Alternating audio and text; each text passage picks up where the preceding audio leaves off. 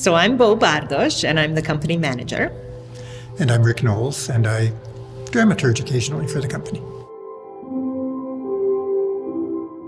And I think the Impact Theatre Festival that Empty Space does every other year, and has been doing for much of its life, is one of the very best festivals in the world.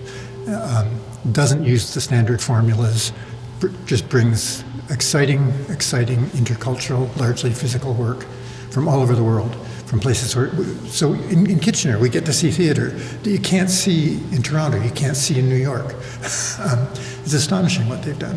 What's really exciting is this intercultural exchange on all the levels. What's happening behind the scenes, within our office, behind the table, who has the power in the room when we're creating, who are the people that are coming together to create, and how we are engaging, as Rick said, the general community in that creation process.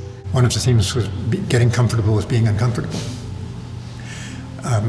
Which is so much multicultural work is so anodyne, is so nice. And in fact, real intercultural work is work. It's not always nice. It's not always comfortable. It's challenging.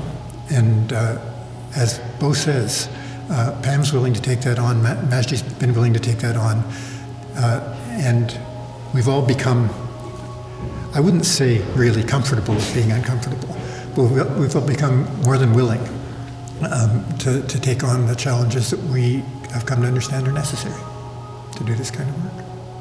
I'm Pam Patel. I'm the artistic director of Empty Space, and I actually got involved with the company in 2008 as an actor. I was fresh out of school, didn't know what I was gonna do with my life. 13 years that I've been with the, 13 years that I've been with the company in their 17-year history. So that's kind of a lot. Like I was able to watch a lot of the evolution.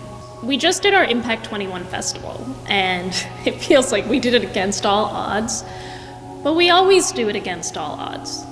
Folks always say to me, well, why don't you make the festival smaller? Or, why are you pushing so hard to do this? Why are you taking this on? Why is there so much programming? Why are you putting on an international festival in Waterloo Region? And when I think about, well, if we made ourselves smaller, or if we scaled back, or we, minimized, then we're minimizing what we're doing and we become invisible. No one's gonna notice that impact is smaller.